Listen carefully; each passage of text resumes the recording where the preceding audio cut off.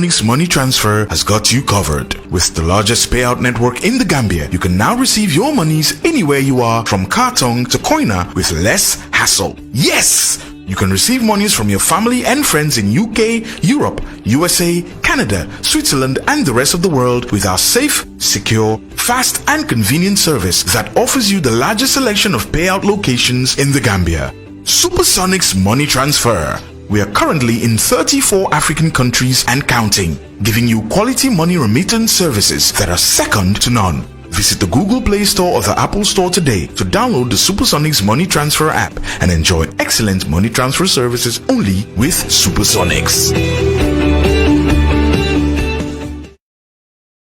Jama, because we have freedom to do coverage anyhow, do interview. The process is very transparent, so content and si luba. So man de mangi content te gis na ne ñu ngi liggéey ni ko waré. 5 years after 2016 ñu gis ne dafa nan ngoy rété manam 2016 bi nga xamné ki mi ngi doon am nomination ak moy presidential bi ñoon people running for presidential office ñu nekkon di def nomination fi nga xamné moy IC ak 2021 ñu tambalé waat di def li nga xamné mo nomination so ñaar yëpp defena witness nga yow ñaar yëpp so ci media side bi nan nga gisee liggéeyu media bi par rapport maybe 2016 access ndax ñu doon am access pour di ñëw di mëna cover di def suñu liggéey ak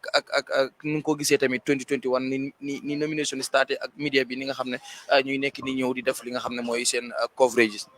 Wa improvement amna bu baaxa ba légui ni media bi gën na yaatu media houses yi yokku nen te fu mu nekk ni tamit dañ gis ne divergent views soo fi xoolee léegi ni TVC yëpp ñu ngi toog ñu ngi def seen live programme te loolu jotoon na am fii 2016 te loolu dafa wone ne yokkute am na te soo nee 2016 tamit maybe ñu bari bëggoon nañ ñëw cover waaye ñemewuñ because lu xew mooy système bu fi nekkoon la woon mooy régime boo xamante ne ñëpp a ko ragal to nag 2021 bi mooy the end of the coalition regime te nomination bi mu ngi dem nu mu waree mooy candidat si ñu ngi ñëw ak seen nit ñi submit seen documents yi ay approve lañ ay si approve la ñu ñibbi am na ñoo xamante ne after nomination sax dañoo def rally te loolu yëpp dafa wone ne environnement bi mu ngi am peace te nu ko sentiwee lañ ko gisee te luy problème bi mais bi fu mu nekk ni mooy gasoil ñu ne dafa manqué te moto yi am moto dafa jafe so boobu tam beneen gàllankoor la si liggéey bii nii te xam naa ñu bari ñu ngi leet sax xam naa some journaliste sax ñu ngi reet am na ñoo xam ne jot naa waxtaan ak ñu ne am moto moo jafe because driver si ñu ne amuñ gasoil so loolu tamit dafa nekk loo xamante ne nguur bi def corona sentu because we crucial time la nomination is a very important process si election because suñ la nominate doo taxaw te nomination mooy time boo xam ne yeneen parti si sax dañ dee wone seen niñ mooy nekk ne seen popularity because Gambia fii ñu dee def mooy popularity mooy crowd te suñ amul crowd rek blame bi dañ ko yóbbu si nguur bi wala IEC wala yooyu so gasoil waroon naa am si suma justice ci loolu noonu mbiru gasoil ñu gis ne ñu ngi si nomination time nomination period it is a coincidence maanaam dafa tombé wala government bi est-ce que du stratégie bu mu bëgg a use pour maybe gis na ne gars yi niñ koy waxee ay crowd competition maanaam ku ci nekk booy ñëw da nga bëgg a wane waale sa crowd wane waale sa doole pour at least sa yeneen opponent yi nga wan leen ne man this is how I am nii laa mel ak yooyu est-ce que coïncidence la wala da nga jàpp ne government bi moo bëgg a def stratégie pour mën a am ñu mën a xeex ak ñi nga xam ne ñoo di is opponents. different wax moo fa am te man maa ngi follow story bi am na ñu wax ne comme dafa manqué am na ñu wax ne businessman yi ñoo téye bëgguñ ko génne am na ñoo xam ne ñu ne président bi moo nguur bi ñoo def stratégie pour elbow mooy niwlu waa naj yeneen politicians yi waaye lu mu munti mel rek comme as far as comme nomination mu ngi ñëw ak élection si nii nguur bi war naa séntu woon lii lu baax lu yàgga because lu war a am rek nguur bi dafa war a plan because proper planning dafa baax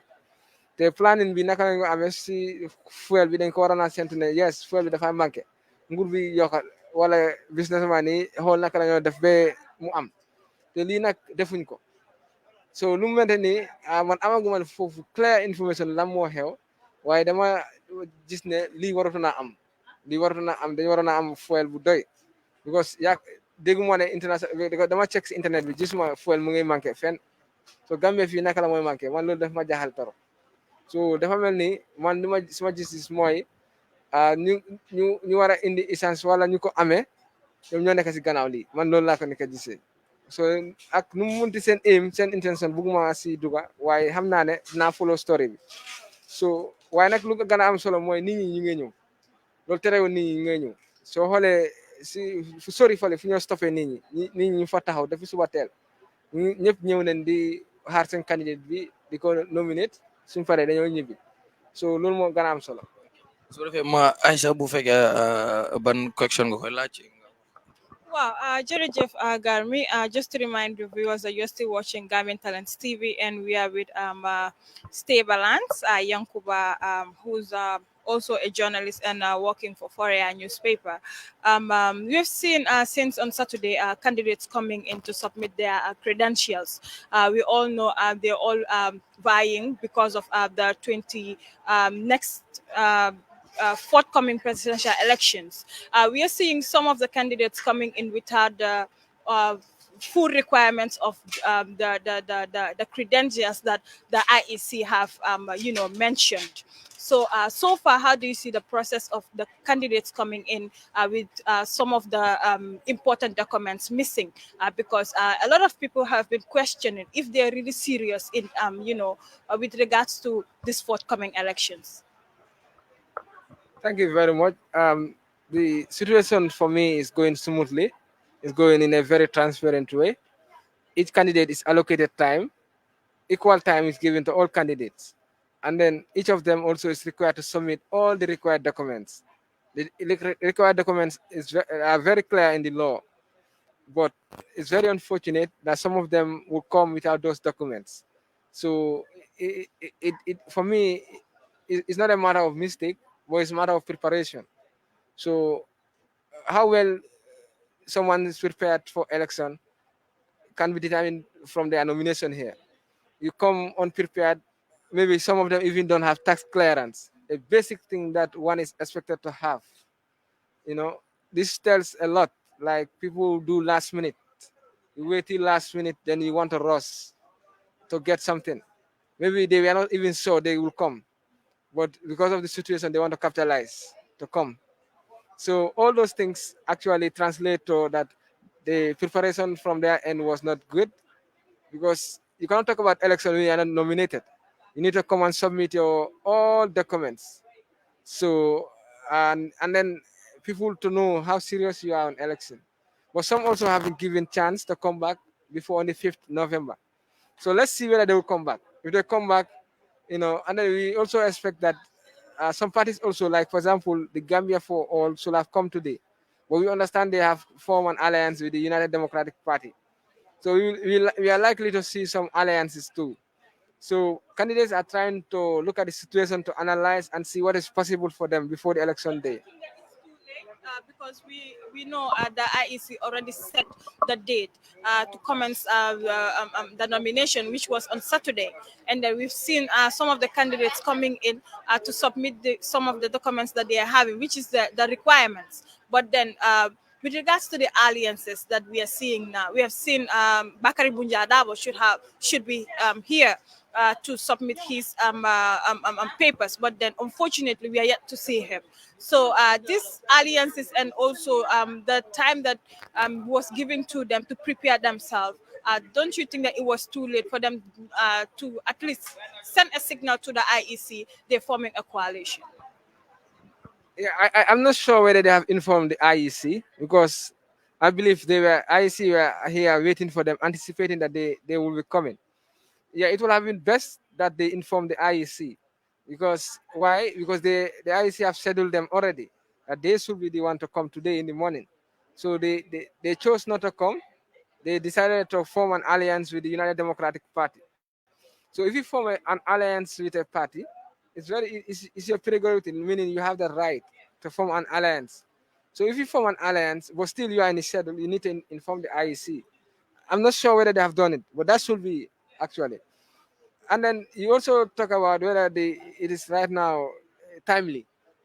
For me, uh, even after nomination, you can form alliance. So there's nothing like timeliness for me. But the situation here is all of them are trying to look at the environment, look at the country, look at their power, and then they will see what to do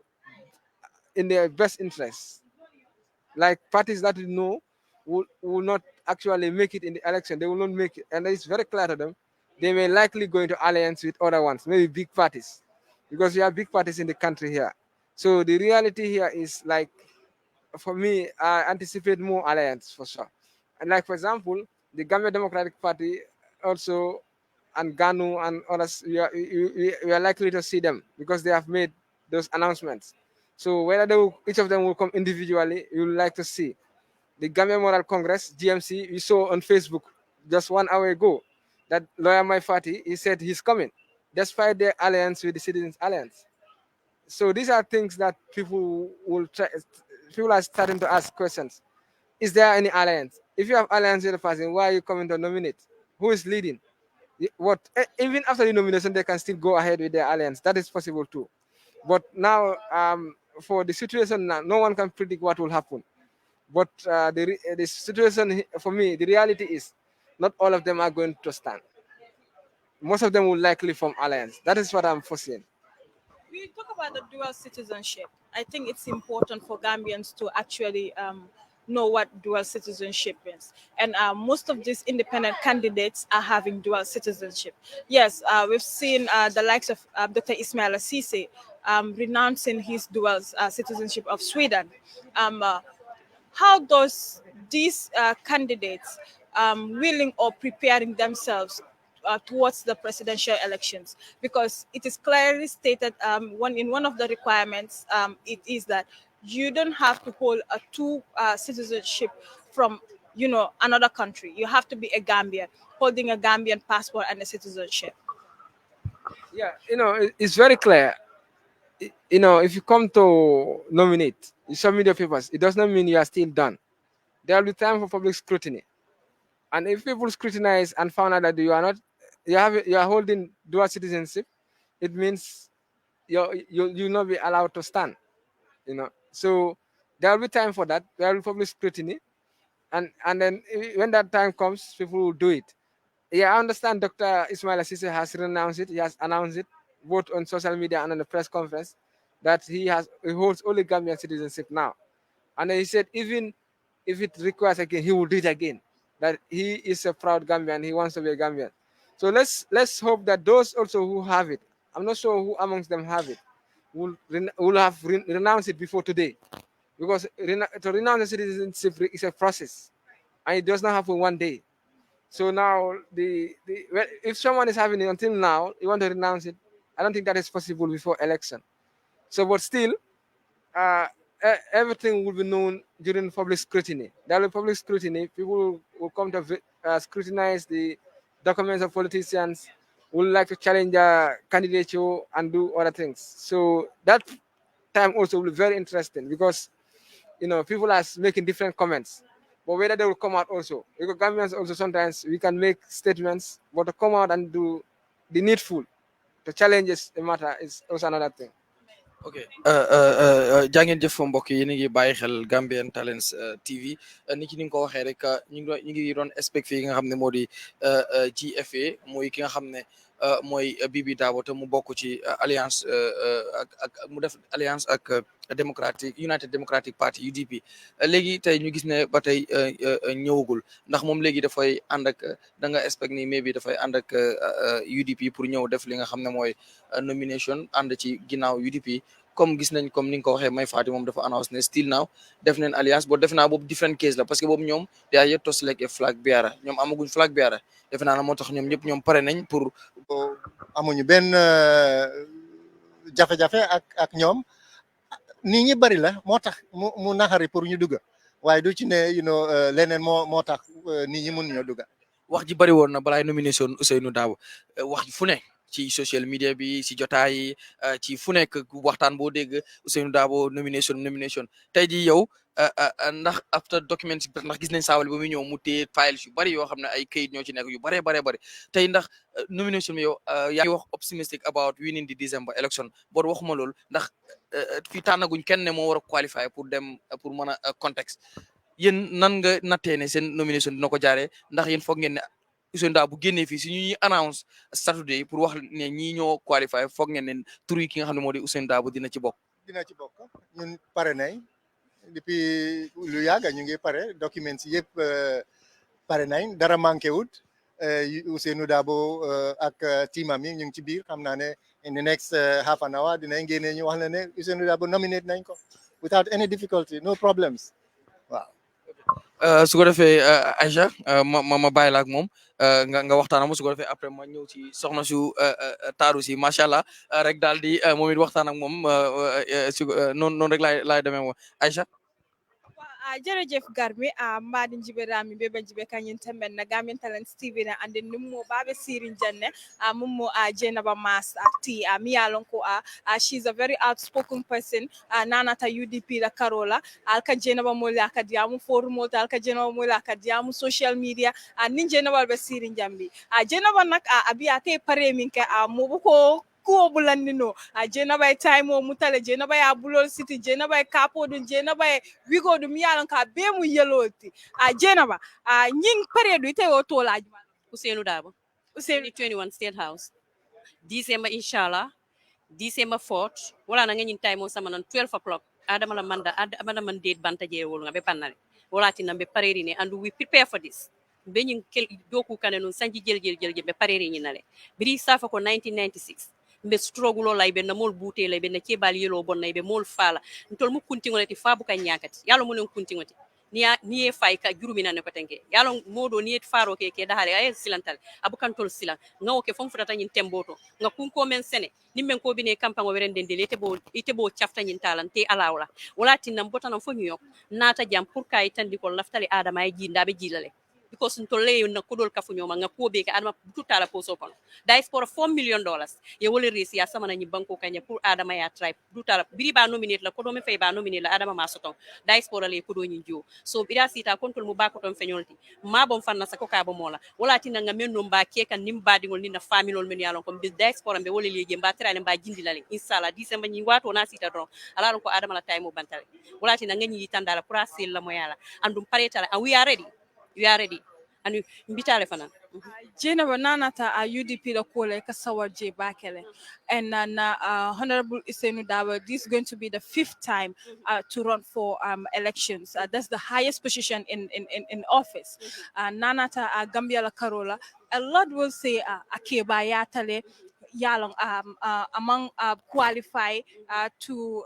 to run for office. How will you justify that? Nte ni molio fo nka jelela kan ni ko yani ka ke bayata because ntola president o me yalon ko nga carte fayaye Donald Trump le siata Ousainou Darboe Joe Biden membe America wala siata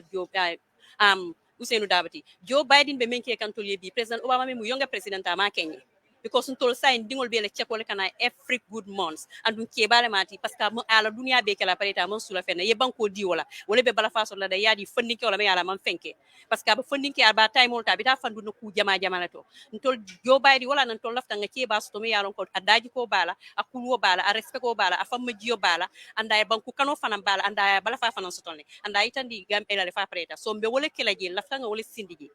ni nga sindije asenna banko fali ase daji ko fanan dunna daji ko mi yalon ka sin karandi daji ko le mi yalon ka te kala nyinti ko ibe kallo la le kali kebal neng because ate hanin tol kam fata ka fulal kana mo neng hanni yen neng aliatu jala mu wal balola o mu daji ko kende balti so aben karandi ka o mena wala ti nante buka mo neng mbuka la fi moy mo neng andum hani ye mol bulane na ta mol neng parce que nga president o menje ka mol londi ka mol ne ite nyala o president won te ni te be ani banku din kendo be nyanta o bondi da jere nga mo kendo sama na mi yalon ko len Ousainou Numukunda Darboe iko ni si koto buka nyamoti nyamo batata men kuna na ya sota bakati nya bar dindi merongo bi na be 20 years na million soto ajibe kamenke isa ja dun drogol ta dun kolto because 5 million soto e jo men na man bata kuna bar mo batata men kuna bakati nya so ni Gambia lafta peace la lafta lopitani kendo la lafta musol ye wulu ikani kijo kane fara ni bita lebo lafta na mol ning high blood pressure ni diabetes bele kana fa like mo buka fa wala America so lafta o president si fa la me alon ka o miro soton dan ay ta bu jangol lo manka mankunda malla fi walla lafta men no bu jango ko do ni o ketanu lopitano to numbi mu solte fala tingoto Now, of dollar tat after another 5 point agenda, for which I think it's important because you guys are always optimistic. Nana tala 5 point agenda. of course But before that, manna ana new uncle nyinin kami anka fana ben sirin janne. Uncle mala rek si season wa li rafet na konka gis nañ ne yena ngeen nuyu wante. Yes. Ñu ngi gis sen 5 point agenda bi. Depuis bo len ko génné ba tay gis nañ UDP wor na dëkk bi to make sure they promote their 5 point agenda to reach the masses out there. Emun si kombo rek dem nañ across the country ci pour ñu mëna promote sen 5 point agenda bi. Su ñëwé sen 5 point agenda wax ngeen fa food security, wax ngeen ka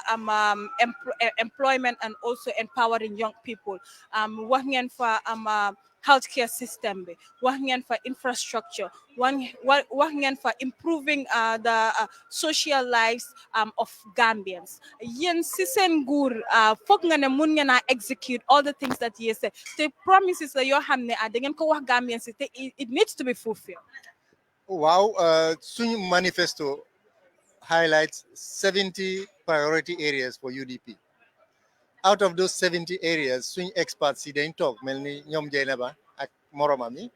ñu seega ba ñu d'accord ne 5 points agenda boobule are the most crucial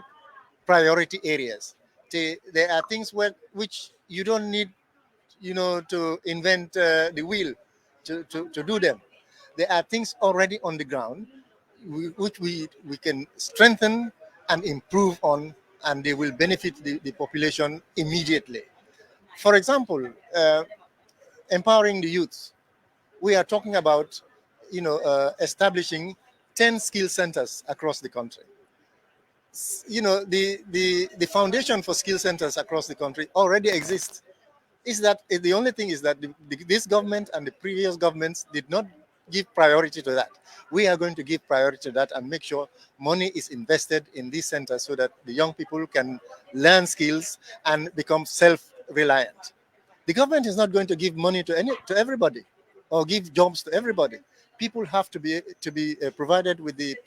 possibility of learning a skill and becoming self-employed, and in that process also employ other youths. So it will be a knock-on effect as we go along. We're talking also about improving the healthcare system. We have how many referral hospitals in the Gambia? Not more than 5. Those ones will only need to improve add the facilities, improve the facilities. As Geneva says, that women can now go to deliver and they will have a peace of mind. At the moment, maybe you saw a photo of the toilet in Royal Victoria Hospital, Sir Francis Small Teaching Hospital, and that is despicable.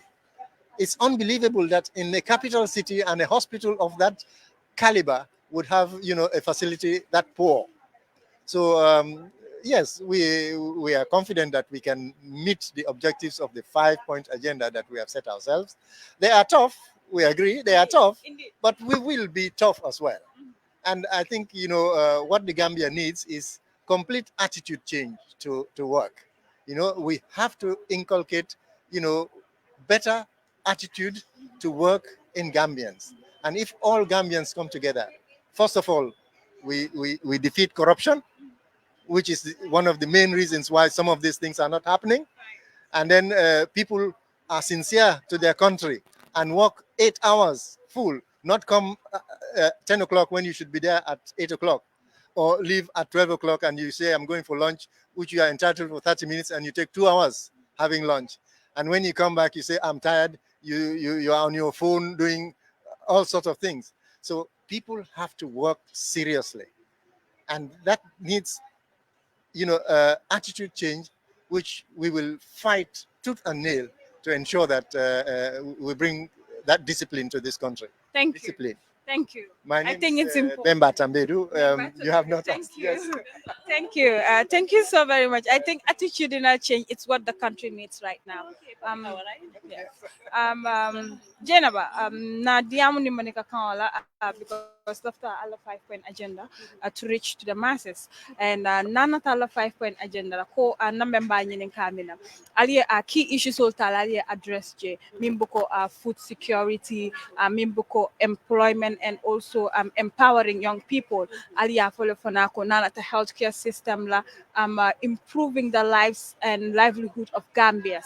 and also to boost the economy, which I think it's important. And atol albenying be kelano nyadi la because nkajele ko mansal kanale ka empty promises the Gambia no lay buka fulfill. So atol la mansakunda, are you guys sure atol ye minu be for nana tala 5-point agenda la albo be timmandela Gambia no lay? Of course, mansakunda kanale kata bari iman killing because ibajere ko to la mansakunda wol yedo ko start le fa pareta. Ya start le 5-point agenda me yaje te imita doku kanne andu molle sita men yalonko yalon ne be menke kan they know what they doing then ya plan e fa pareta andu tolli do ko start le juna pour nyin kama nin tata state house do no waste time ñunu tol man na play la jang funding cewol be kumbo men nañu sate ko no kata bagwe la ka bata suñarol crime mol be mol fale be pool be kala be mu do ko tayalet ni man doku soto man fen soto mona batata aka bana batata ka kindiro leke so that's why crime mo siata Gambia crime rate ni membe Gambia saya nene man soto nun jang mbe yo lonne na wul woni sante man nene maji munen fokkole ya membe kering abukan jiketa ko ni nga falindiro ke nga dictator ni bonni jang wo be talalale bari wona talla fa because nga men sambana dictator men fango be nu wala fango ko fis na to fisa ya utati so saying wala nañu 5-point agenda ni ye fem fo ayatara wo be doku kane ka biring isafa ko biring 1996 UDP be doku wala be diamu kam banku dingole be ko be try kan ngin be la planol kono le num kabiri 1996 amanti ko sign comme sign ya londi kay tandi dunia la because sita tembele to ba wall is changing ya understand ne mol be ham kutol sotola wol be change kan digital wall be wol to so wala tina mol be yela mirol samana minu ya lon ko itamatali karanta ye cool long fa pe de UDP a beloston loyal yele mirol samana ne technicien ol yele mirol samana engineer yele mirol samana doctorol benkonole mo bal bi janne people like Hussein Daba ikafa ko man lep mo ma beno barinte safa ka te ya beno because mo nan kaya beno mo lo soto minu ya beno so abijare hi sir thank you wonderful viewers, you're still watching the Gambian Talents TV, and we are live broadcasting at the independent election house here, and we've just seen thank you very much, Jenaba, and we've just seen the honorable Usainu Dabo just submitted his credentials. Those are his documents to the chairman of IEC. And well, of course, I am here today with Kemo Bojang as usual. We all know who Kemo is. He's the Secretary General of the UDP's student wing, and also Youth Wing. Yes, and also he's the youth councillor for KM Ward. Kemo, today we've seen you accompanying your presidential candidate, of course, to bring his credentials to the chairman of IEC. So how prepared are you guys towards this December elections? Like they say, you don't fatten your pig on the market day. The United Democratic Party has made sure that we have been working tirelessly for the last 4 years to make sure that we can install our government and the government that we want in place. Yes, we were part of this current government and things didn't work out, and then we had to step away. But since that happened, it has given us more time to reflect on our party and correct some of the shortcomings that we have had, and it has made us better. In the past couple of days, you have seen how many people have endorsed our presidential candidate from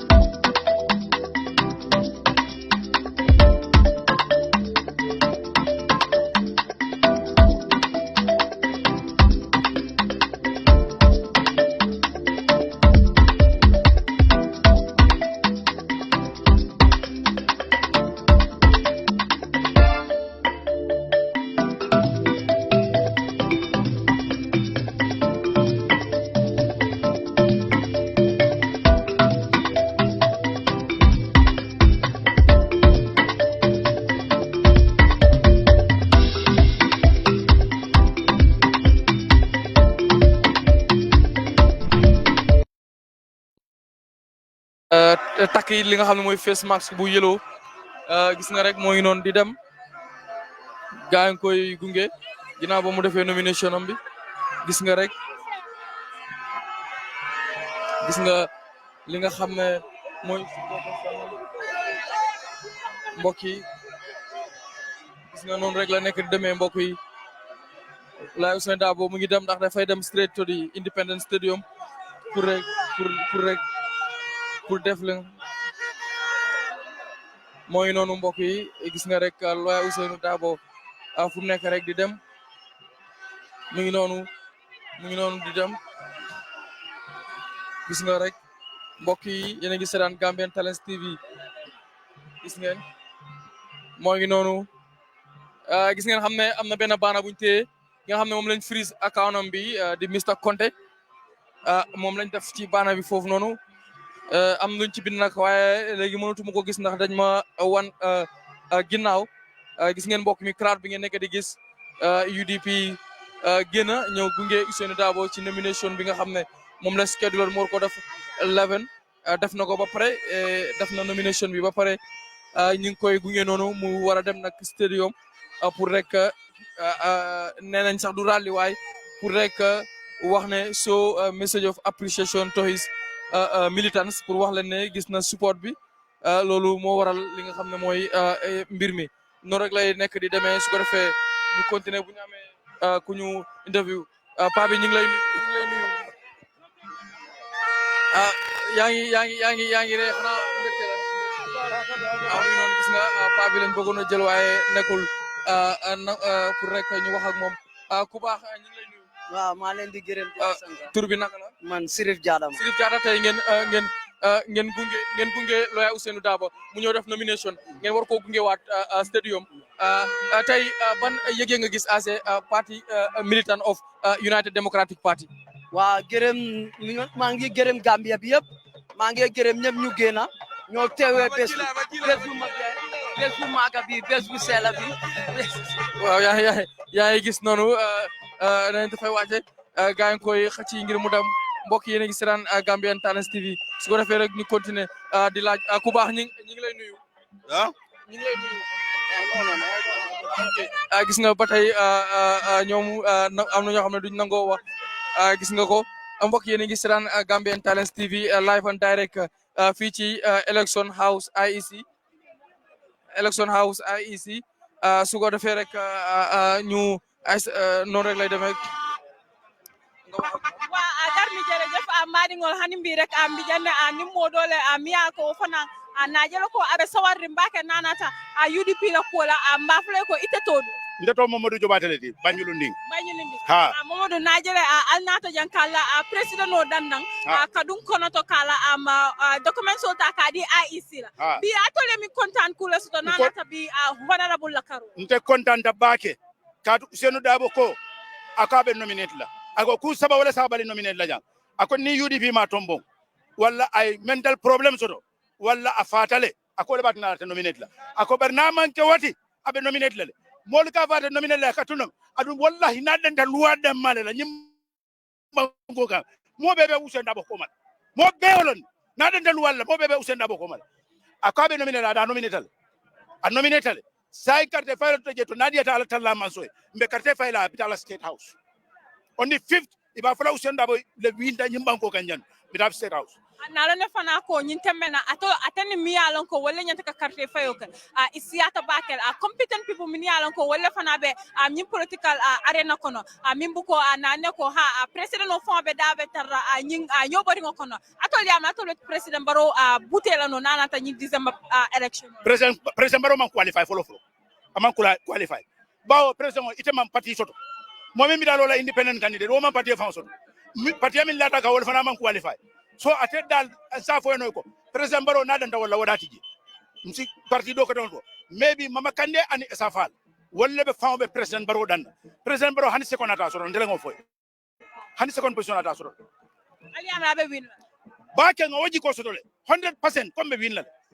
because simple majority lam gambe dum be ngalon simple majority ben dole bur mo be wolon abaraka hanimbi marin jibera mi beben jibe kanyin temenna election house mumu nomination day treaty andong najela bi GFA mumu bakari bunja bakari bunja da wala patiti aning lawyer Ousseynou da wala patiti waaw jabari Ousseynou Dabo mu ngi nii su ko defee Aji Mayandour Gambian waaw su ko defee rek ñu bàyyi ko 1 minute waaw yàlla na waaye waxoon nañu yow kontaan nañu affaire ci kër gi alright kon nag noo leen ko gisee rek mooy noonu jabar ji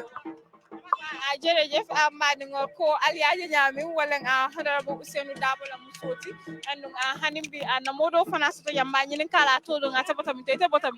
nte Omar Sana Sukuta Omar na jelo ko ifana be bengoto kala presidential candidate samana IEC kala nomination paper solta kadi mumo IEC la chairman oti bi atole mi content kula so nana ta nyina alhamdulillah rabbil alamin nta fana na support mo UDP la de buka na in occasion jama ni sifalla bari bi nko alhamdulillah mbatum fana nga wulinga na hajo bebula kana kaje kana patili da samba ya nominate so mbadwala nomination ko da Cairo kono alma carte fana fay Cairo kono gambian ko lafta min na mimun na Cairo alma way alma nga UDP man sakunda soto na jala fana ko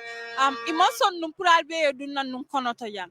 almeta jeel karori nje alya min kule ke fa dun to kono well ngamra security le mol bule na dun kono to ko sinta fan walori num ko mala bar kabri ngaje mol bina kan ron ko mbatu ngabule no kan yes ita mo funding kelti and nane funding care constitutes 67% of the country's population nanata na population wala karola ite munati na ite ka honorable Dabo support fodung ay fenna soto funding care min yalan ko ite be fanjala no yes Dabo alhamdulillah Dabo kai ngaji ko lo soto ala court because itollom tolla alfalti bi so ntolmu funding care let bari nga patil jibele but another honorable Dabo je mimu candidate or international carte minna because ngela 5-point agenda jibele and I know what's in there wala munta lafta minna wala bije so wala embulandi no kan yes so mba fala Gambian ko liye ko ibela carte di Ousainou Dabo ni lafta Gambia kendo le ibela carte di Ousainou Dabo yes wala mtala kumot yame abla na December election inshallah December on the 4th niya mo wiw on Dabo inshallah there's no doubt okay hakili fula fountain yes so alama ale ni aussi 4 December nali amoy wiwtoro UDP Allah baraka baka bitung madingol hanimbi rek amba janne election house kaje ko bi nyinna be keri jang bi ninata UDP la Karola jelo ko so nyinna bi jang hanimbi rek nyin Karola well, Almami funding call is right here. So, but unfortunately, it seems other media houses want to take him. Jerejef Fatou mbarin jibera mi beben jibe kanyin tembenna jang kana election house to atolle aje nanata minna Karola so na modo fana to janna mi yaro ko mabla raka ya ta fo mo le jumala na botamin to ite to nde to mo Jibril Manele Jibril ite botamin de botam mandina ren mandina yeah Jibril najela ko inata bi ko kela presidential candidate to samananjan kala nomination paper takadi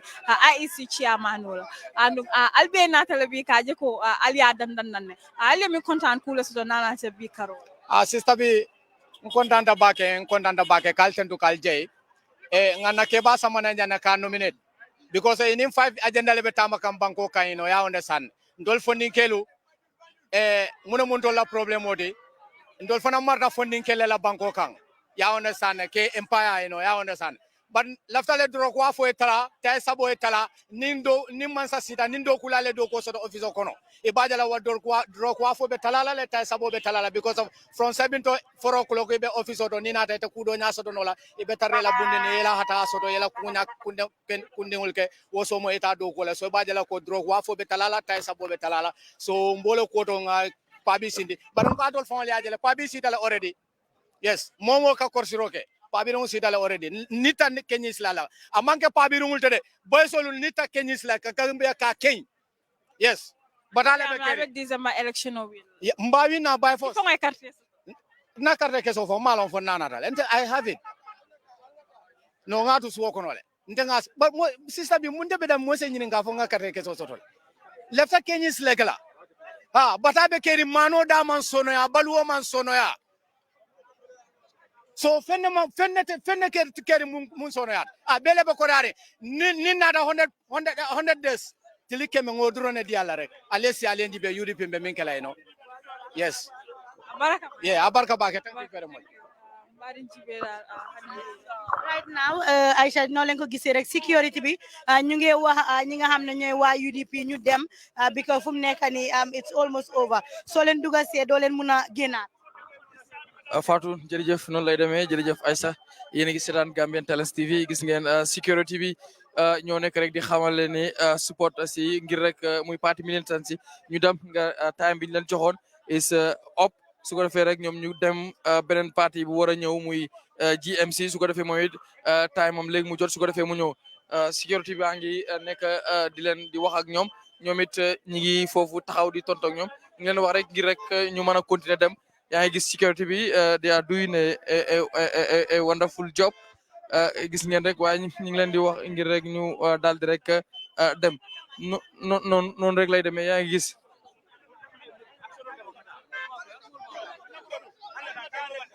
waaw noonu rek gis nga sécurité bi ñu ngi wax ñoom seen time jot na pour rek ñu dem su ko defee rek gis nga noonu nu mu nekk di demee fans yaa ngi noonu di dem sécurité bi tamit ñi ngi def seen liggéey di wax rek ñi nga xam ne ñoo di fans militants yi ngir rek ñoom ñu dem their time is up su ko defee GMC moo war a daal di rek ñëw after GMC APP daal di si rek tegu Laye Ousainou Darboe def na rek li nga xam ne mooy nomination am waaye ba tey yaa ngi gis rek nu mu nekk di demee gars yi ñi ngi rek daal di taxaw nga dégg rek li ñu nekk di wax.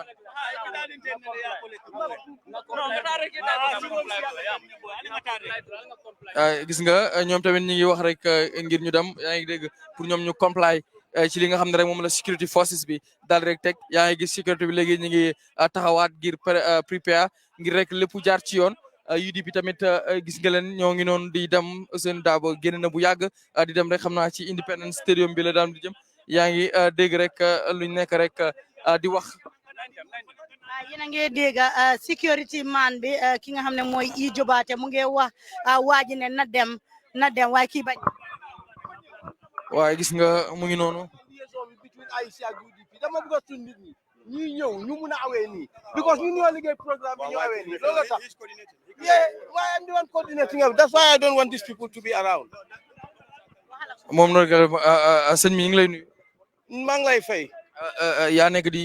ñu ngi lay wax pour nga dem waaye yaa ngi des fii di xaar dafa am lu des loo xam ne nii moom nga nekk di coordonner pour ngeen continuer dem fi nga xam ne moo di. suñ nit ñi nga xam ne ñooy bugg a awee nii pour dellu ñoom laa bëgg pour ñu demee nii ndi xam nga ñun ñoo nekk ñi nga xam ne ñoo liggéey yoon bi nga xam ne fa la Ousainou su nominé fa la war a awee so loolu tamaay des gannaaw pour gis ne kenn du fi des nga xam ne dinañ am problème ak takkader yooyu loolu rek lu moo tax ma des gannaaw pour jéem na lii ndax ñu mun a jaar yoon bi ñu war a jaar. gis nga noo gisee ni ngeen ñëwee sécurité bi yéen ñëpp ñëw ngeen ci jàmm ba génn ngeen fi amul benn jaxasoo te gis ngeen sécurité bi ni mu taayatoo woon pour UDP moo war a ñëw. waaw loolu nag du mun a ñàkk ndik xam nga doole biñ ñëwee la. man sax pour ma dugg si ne woon na problème bu réel ndig man maa amee woon kay di nga xam ne ñoo war a nominé Ousainou Darboe so ci kaw loolu nekk na jafe-jafe boo xam ne jafe-jafe bu réel la waaye yàlla saafara na def na ci saafara ba nga xam ne def nañ ko ci jàmm door nañ ko ci jàmm jeexal ko ci jàmm loolu leen rek sant yàlla bu rëy la. léegi yéen a ngi xaar announcement bi Saturday ba xam Ousainou ndax accept nañ ko wala accept wuñ ko. Ousainou non foog ñu accept ko loolu moom amul ñaari wax ndig xam ne lañ laajte yëpp. woon jox nañ leen ko ndik ñoom ñoo ko laajte leen rek moo am loo xam ne laajte na ko ci amaan bi laajte na ko te loolu bokk na ci li nga xam ne ñoom yëgaluñu loon ne loolu dañ ko war a am sooy nominé dafa am sarta yoo xam ne ñoom nga ko war a defee sarta yooyu nag biñ ñu ko waxee ñun mboolem loo xam ne wax nañ ko jox nañ leen ko waaye nag ñu ñëw laaj ñu loo xam ne definitely defuñ ko ci criteria yi nga xam ne IEC waroon nañ koo joxe. fii lañ ko soog a laajte Ousainou te loolu nekk loo xam ne amin ñu ngi ko ñaawlu daal. mooy lan mooy li ñoo ooyee nakaraati accreditation letter ñu di ko ooyee nakaraati sponsored letter waaw. ndax jox nañ ko deadline bu mu ko war a mën a provide pour mën a indi loolu. well loolu ñun du dara ci ñun loolu dafa doon loo xam ne rek dafa roo yow mu dem ci ndaal li tànqa naan loolu rek la. bu leen jógee fii yéen a ngi jëm stadium. suñ jógee fii ñu ngee dem wër nuyuwante suñ askan wi jógee foofu dem stadium lu fay xew rally la wala la faa xew nag dina nekk dina waxtaan ak askan wi ak ña nga xam ne ñoom ñooy supporter sami ci biir loolu nag dina waxtaan ak ñoom dénku leen li nga xam ne moom lañ war a def ci élection bi nga xam ne moom lañ dégmal loolu rek nekk na loo xam ne loolu lu mu leen a dénku la ak la nga xam ne UDP suñ amee nguur nañ war a amee nguur gi ak nañ war a doxee ak askan wi. waxtu la loolu war a am. loolu mu ngi war a am ci boor yi ñetti waxtu. waaw tey jii nag lépp jaar na ci yoon ngeen jaarale ko ci yoon ci li ngeen di preach ci waxtaan ci wàllu peace ndax ñi ngi jëm ci élection pour jàmm mën a am ci réew mi yéen ngeen bokk ci UDP tamit bokk ci ñiy wër réew mi yéen nan ban message ngeen am boo xam ne di ngeen ko wax seen militant youth si pour ñu mën a am free and fair election.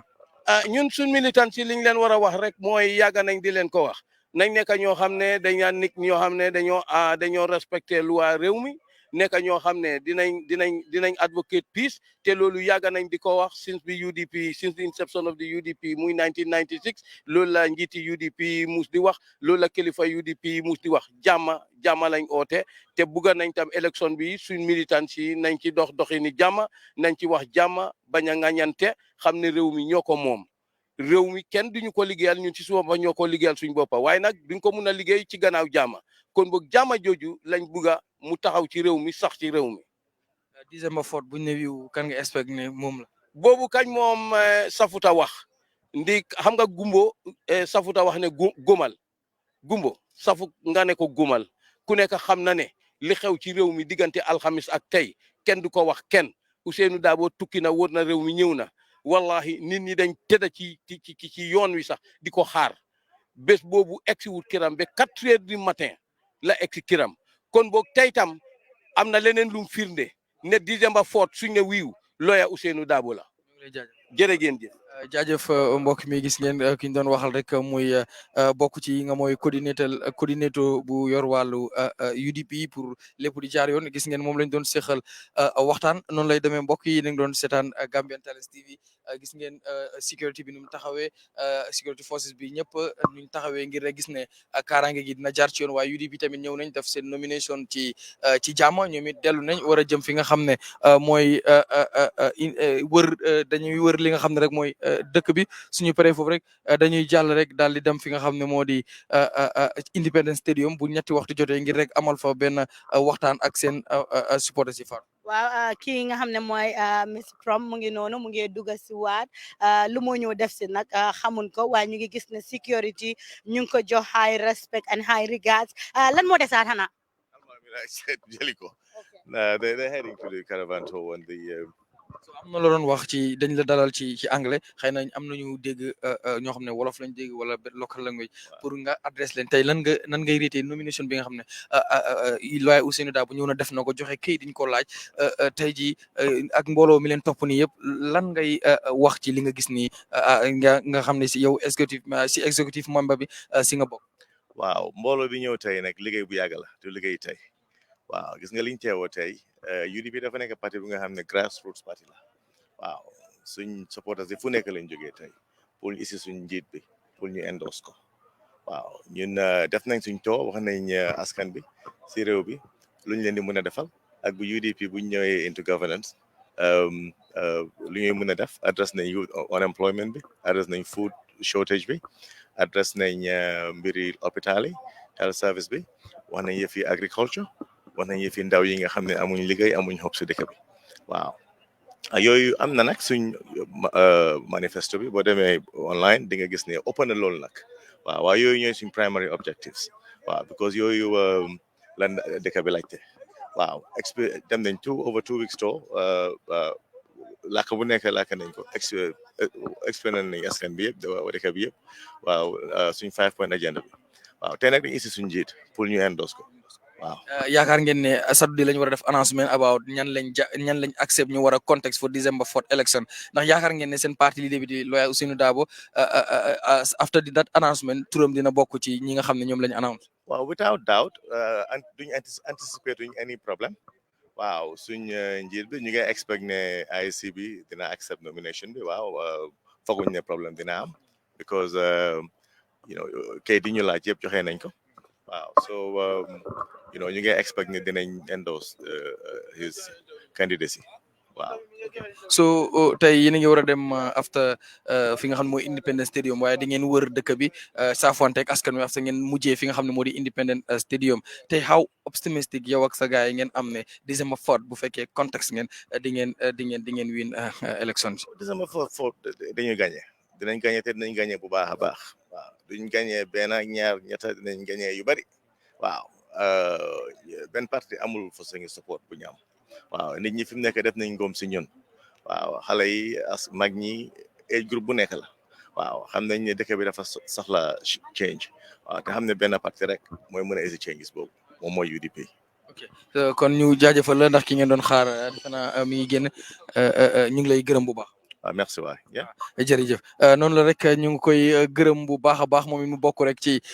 UDP executive bi te mu nekk ci diaspora bi seq nañu moom waxtaan dégg ngeen li nga xam ne rek wax na ko yéen a ngi seetaan Gambian Talents TV tey ñu nekk day 3 ci li nga xam ne rek moo di nomination day bi lawyer Ousainou Darboe gis ngeen sécurité bi sama ginnaaw ñoom heure bu parti war a ñëw dañuy jóg taxaw def ay barrières waaye bu passé rek da ngay gis ne bu kooku war a dem rek da ngay gis ne ñoom dañuy génn daal di rek toogaat di xaar keneen ko war a ñëw after ki nga xam ne moo di UDP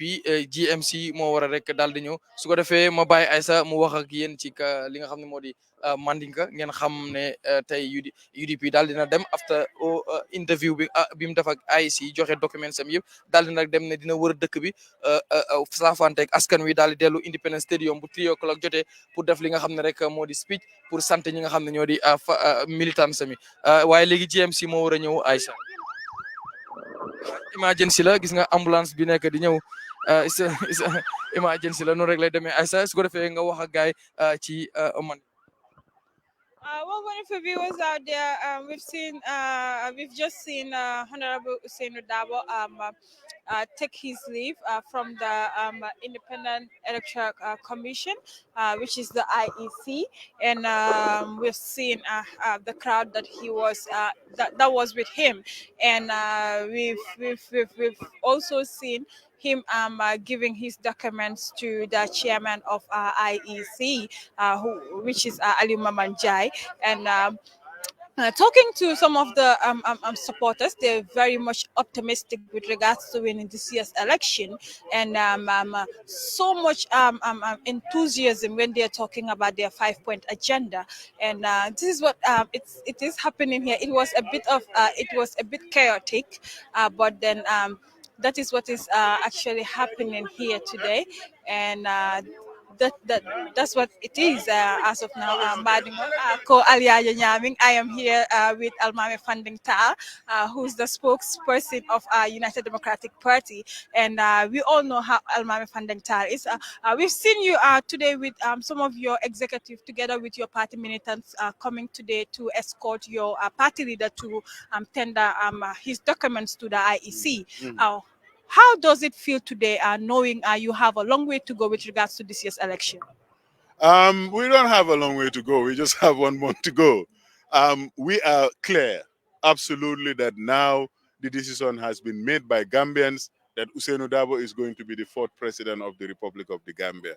What we have seen over this last month or so, build up to this nomination day, is the readiness and the willingness of Gambians to listen to our message. The 5-point agenda has been broadcast in all the 4 corners of this country, and we have consistently stayed on message and stayed focused on delivering the Gambia that every Gambian desires. And today is the culmination of a lifetime's work. For the last 25 years, we've been fighting to return full democracy to the Gambia, and we are grateful that the media, that the civil society, that our militants and our members always come out in their numbers to reaffirm the faith that they have in the party leader. And we all know, recently we have a broadcast of his biography and his life and times, and it has exposed really what a gem of a human being he is. his immense contribution to the development of this country. These are all the things that give us courage, and we hope that the rest of our compatriots will join us in electing him with a landslide majority in December 4th elections of 20. Speaking of your 5-point agenda, we know that you and your party leader and the rest of the executive toured the country from Katong to Koina to promote your 5-point agenda. The 5-point agenda consists of food security, unemployment, creating employment for young people, opportunities as well, and also addressing how to boost the economy, and also creating, a very good standard living of Gambians. How are you guys going to execute all this? Because we all know our leaders coming in giving empty promises without, implementing some of the things that Gambian needs. But under UDP government, how are you guys going to implement all this? We have the idea to reinvent government, and make the government more capable of delivering on these basic needs of the population. The 5-point agenda is actually part of a 17-point manifesto, which looks at the economy, and we are having plans, strategic plans, to transform the economy, to make the Gambia a capable state, a state that is capable of helping the development of the nation. I really think our 5-point agenda, if you go to our website, you will see all the costed, all the discussed areas of development. On that note, I want to thank you all for the time that you have given me, and God bless. Thank you so much. jaajëf kooku mooy almaami bokk rek ci UDP gis nga rek seq nañoo ak moom waxtaan moom it mi ngi daal di rek dem oto baa ngi koy xaar ngir mu continuer dem fi nga xam ne mooy stadium pour rek def li nga xam ne mooy rally sot message boo xam ne dina UDP seen leader bi Ousainou Darboe dina ko amal rek ak ñi nga xam ne ñooy supporter sami ngir gërëm leen after tour bi nga xam ne amoon nañ ko recently ak tey tamit niñ génnee si nomination bi ñëw wuyu si ko xam naa ne loolu lay doon parce que laaj naa leen nee nañ du ràlli waaye dafay nekk benn sort form of rek li nga xam ne mooy appreciation speech boo xam ne Ousainou Darboe dina ko amal diggante mag ñi nga xam ne ñoo di militants sami foofu si stadium bi waaye balaa ñu dem stadium bi dañu dem go round wër dëkk bi doogo rek jaaree noonu dem ci fi nga xam ne mooy Independence Stadium waaye foofu tamit am nañ fa suñ team bi Sanyang mi nga fa Coulibaly di mi nga fa di leen xaar rek pour dara du leen rëcc li nga xam ne dina am foofu si stadium bi dara du leen rëcc muy UDP muy PDOIS muy NPP muy any political party wala independent candidate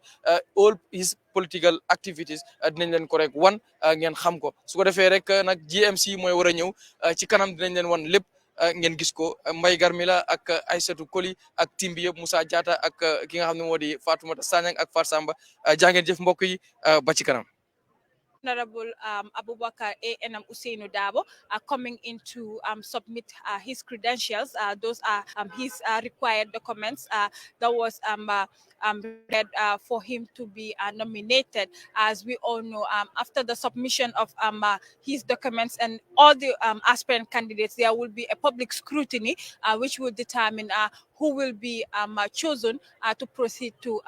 contest in December 4th elections. And we've seen so much interesting thing happening today here at the premises of the election house. And we've seen the supporters of UDP,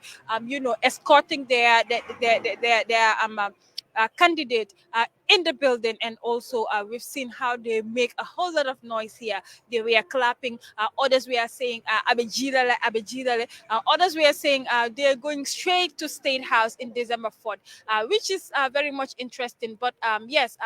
Ousainou also has a very good competitors who are in the arena with him, the likes of the current president, who's Adama Barrow, and other people also. We've seen alliances forming now against the December 4th elections, which is going to be very, very much interesting. But I am here with Fatou Sama, Mohamed Baigarbi, my colleague, and also Fatou Kurubari, who were on the scene, and they will also describe in various languages what actually happened today after the arrival of the Honorable Ousainou Darboe and his departure as well. Fatou. Okay. we go with Fat. Thank you, Abarka Bake Aishatu, comme Aisha Dia for Yamin Tendorong. Bilen Lund mi yalan ko UDP nyanta kana nomination no kajan daminto kafada mi kanifing aning IC. Muli ajel GFA wala follow nyanta kana nomination no. But meje amang kibar moy kuma foje. But najel kabrin UDP jani la watu besitin no be fintan. Ila diamula do ya fol mi yalan ko kafaye ko Ibrahima Diba ya fole ko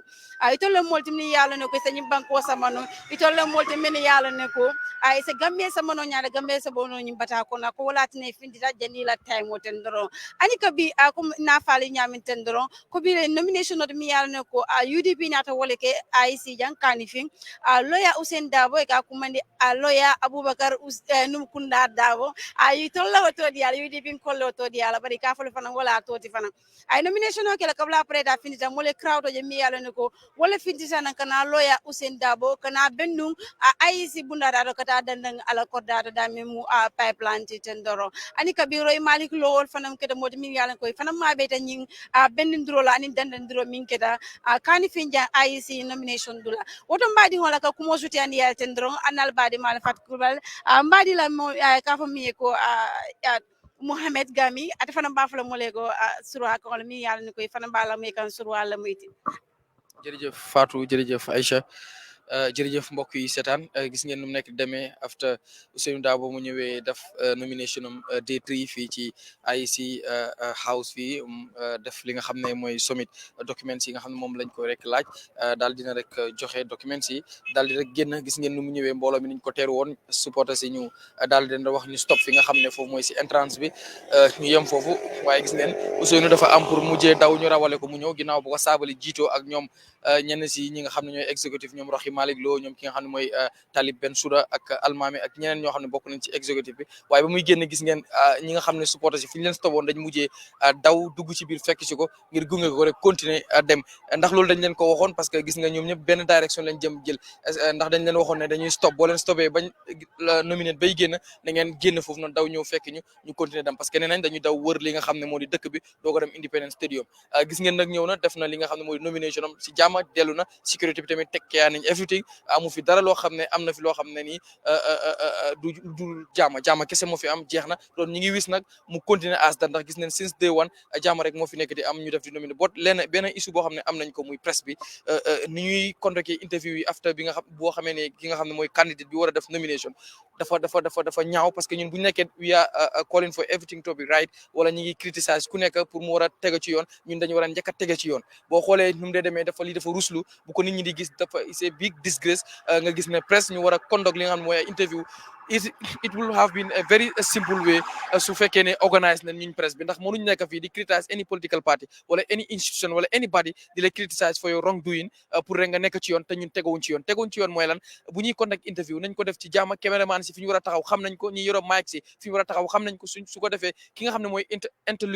interlocuteur bi ki nga xam ne moom la ñu war a interview pour mu war a wax mu nekk lu easy nga xam ne duñ am benn puusante waaye da ngay gis ne puusan pool bi dafay bëri ci media houses and we are all the same ñun ñëpp we are advocating for what pour rek access to information pour ñi nga xam ne ñooy suñ public bi ñuy mën di am di right information at the very right time waaye loolu pour mu mën a am faaw nag ñun ñëpp ñu jàpp ci gisante bu ñu nekkee ci fil bi di liggéey nañ gisante as one